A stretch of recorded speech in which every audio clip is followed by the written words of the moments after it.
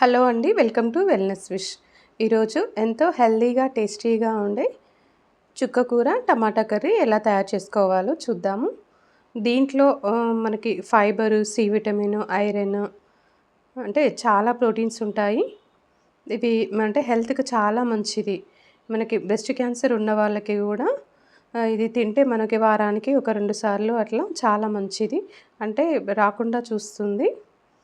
ముందుగా మనం ప్యాన్ పెట్టేసుకొని కొంచెం నూనె వేసుకొని కొంచెం జీలకర్ర, ఆవాలు. ఆకుకూరలలో ఏంటంటే చాలా తక్కువ నూనె పడుతుంది. మనం కూరగాయలతో కంపేర్ చేస్తే తక్కువ ఆయిల్ వేసుకుంటేనే టేస్ట్ బాగుంటుంది. ఇందులోకి కొంచెం శనగపప్పు, మినప్పప్పు, ఈ పోపు గింజలన్నీ వేగిన తర్వాత కొంచెం వెల్లుల్లి రెబ్బలు ఏంటంటే మనం ఒక 5-6 వెల్లుల్లి రెబ్బలు మెత్తగా ఇట్లా మెదిపి వేసుకుంటే టేస్ట్ బాగుంటుంది. ఆకుకూరలలో అంటే మెత్తగా నూరిన దానికంటే జస్ట్ వాటిని కొంచెం మెదిపేసి వేసుకోవాలి. మనము ప్రతిరోజు ఏదో ఒక ఆకుకూర, మనము పాలకూర అయినా, మెంతికూర, తోటకూర, ఏదో ఒక ఆకుకూర కంపల్సరీ తీసుకోవాలి. ఈ రోజులలో అందరికీ ఐరన్ డెఫిషియన్సీ ఉంటుంది.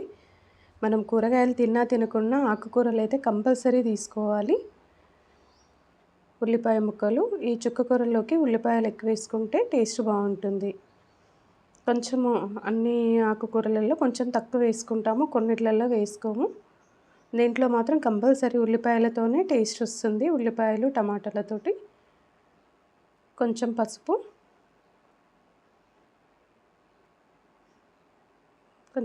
వేసుకొని అవి ఉల్లిపాయల ముక్కలు ఫ్రై అయిన తర్వాత టమాటాలు కూడా కొంచెం ఎక్కువనే తీసుకున్నాను నేను. టమాటాలు వేసుకొని లాస్ట్‌కు మనము అవి చుక్క కూర వేసుకోవాలి. చుక్క కూర ఏంటంటే త్వరగా మగ్గిపోతుంది కాబట్టి మనం ఇవన్నీ ఉడికిన తర్వాత అది వేసుకుంటాము. టమాటాలు త్వరగా మగ్గాలి అని అంటే మనం పైనుంచి కొంచెం సాల్ట్ వేసి అది కలపకుండా మూత పెట్టేసేయాలి. అట్లనే మూత పెట్టేసి ఒక 5 నిమిషాలు ఉన్న తర్వాత మనము కలుపుకుంటే ఏంటంటే చాలా త్వరగా అవి మెత్తపడిపోతాయి. అంటే వేట్లల్లో టమాటాలు వేసినా కూడా పైన కొంచెం సాల్ట్ వేసి మూత పెట్టేస్తే చాలా త్వరగా మగ్గిపోతాయి అవి. మగ్గిన తర్వాత చిన్నగా కట్ చేసుకున్న చుక్క కూర.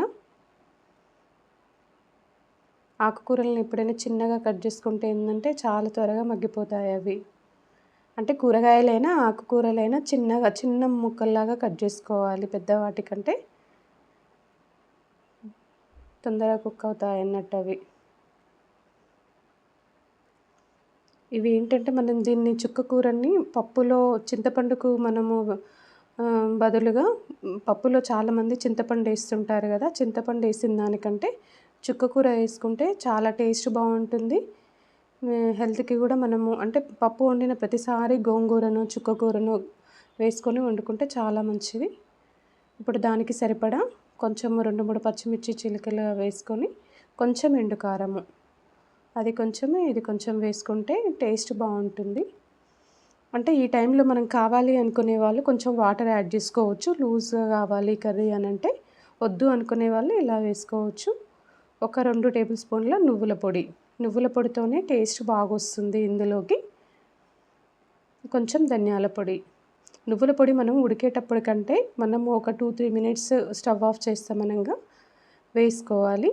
అంటే నువ్వుల పొడిని ఉడికించొద్దు ఎక్కువసేపు, కొంచెం లాస్ట్లో వేసుకోవాలి ఎప్పుడైనా. ఎంతో హెల్తీగా టేస్టీగా ఉండే చుక్క కూర టమాటా కర్రీ రెడీ.